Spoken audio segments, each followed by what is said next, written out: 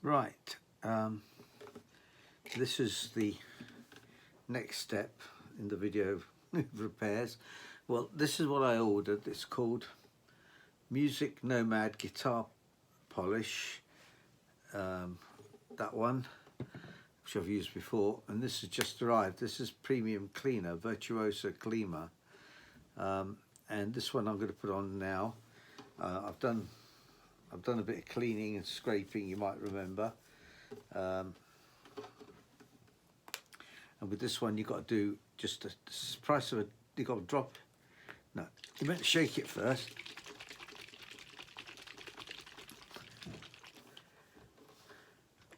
Dropped a bit already. You meant to put in the size of a dime. I don't know what a dime looks like because we're English here, but anyway, it says a dime. And now what I've got to do is I've got to work inside and out, polishing it circularly for 6-inch square, it says.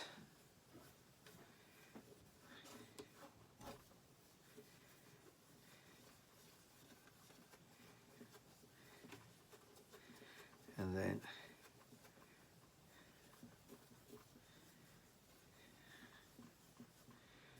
come back in.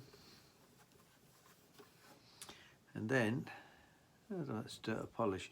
And then it says wipe off the excess and polish up.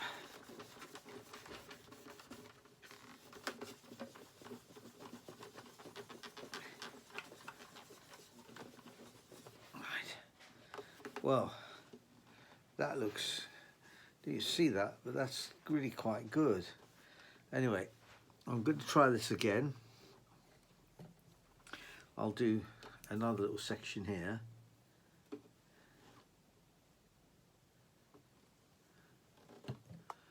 Right. And then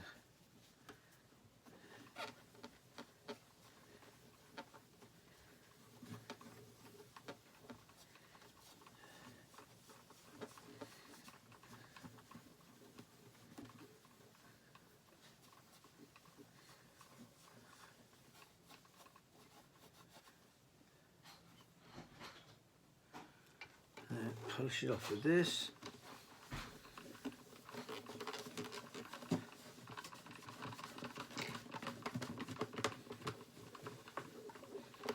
Well, I've got to say that really looks good. Anyway, I'll carry on working my way around this and I'll come back to you at the end. Where's the button?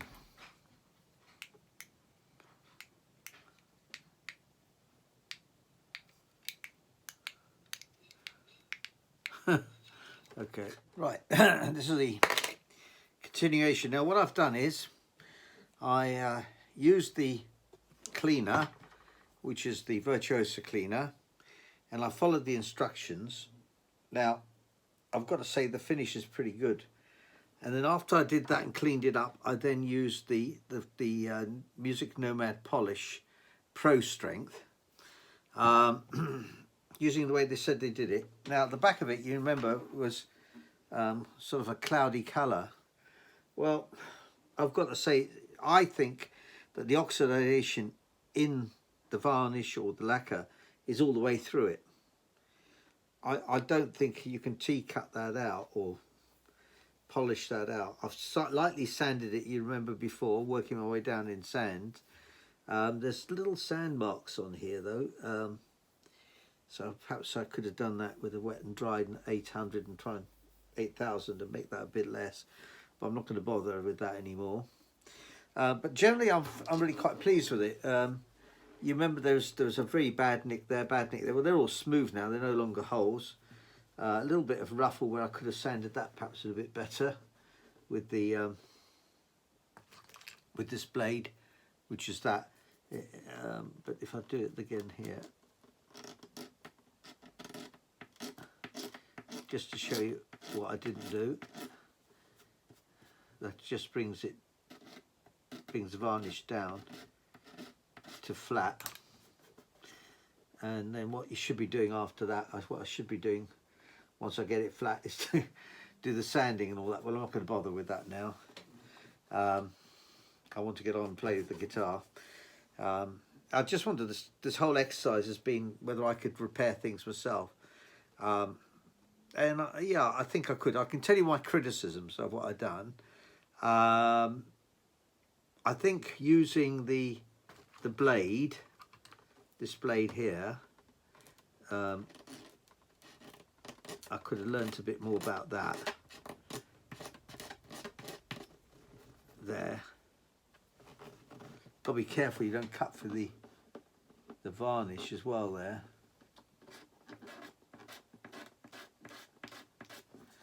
That's there. So that was one mistake I did, really. Also, I think the polishing with the different types of grades, I could have done that a bit better. Perhaps gone finer for longer. I mean, for instance, this one, which is the worst one, around especially where the mark is, it's quite smooth and right and nice. But just to go further out, there's a little bit of scraping that you can see from the sandpaper. But generally, I'm quite happy with it. Right, that's as much as I'm going to do on the body then. So basically, then you remember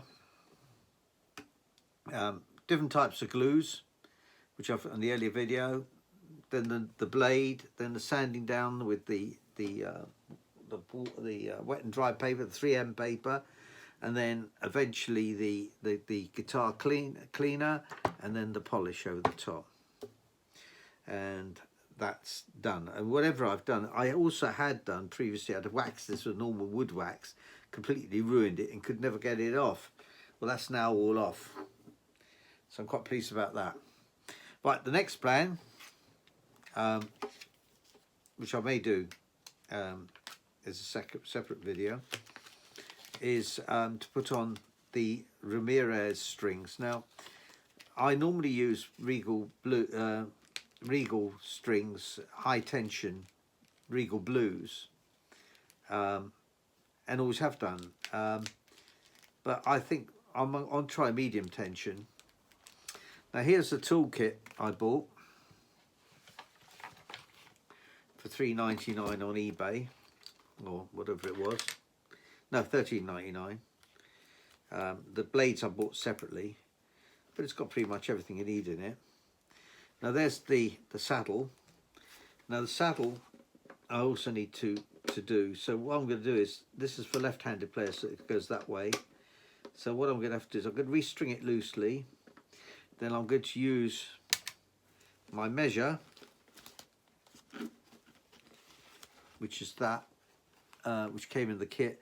You see guitar string 6, guitar string number 1, those are the E strings. And I think you measure these on the 12th fret, which will be there. So you can see, and you have to sand down the bottom of this to get it right. Now I'm not so sure about this because I don't know why you don't shave it off the top, which would be the obvious thing to do, but I'll have to see. I'll perhaps look at YouTube for that. At the moment it's higher at this end, sloping down that end. So I have to have a look at that. And here is this has got pliers on it there for cutting the wire, for when you take it off. And then there's the nut for the knobs. You put it on there and you wind it. Now I've always done this so that they're all sort of all wound the same way, so it'll be anti-clockwise.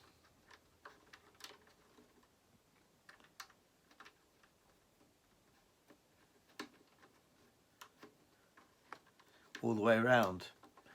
And the reason I've done it like that is because it wraps, the string wraps over the top. Anyway, that's all I intend to do on this video, and we'll start then putting the new strings on and setting it up and see how we go. I'll be very interested if people do their own videos of this, particularly novices like me, and see what they do differently and see if they get a better result. Well, I'm happy with the result I've got. I mean, I think it could be better. Well, I know it could be better. But if anybody's got a cure for this discoloration, this oxidization, I suppose you can call it. I don't think it's not been part of the sun. That's the sun's not caused that. It's just changed colour. The guitar is a Rodriguez, a Madrid C3 model. Okay. Now I'm going to try and press the button here and see if that will do it.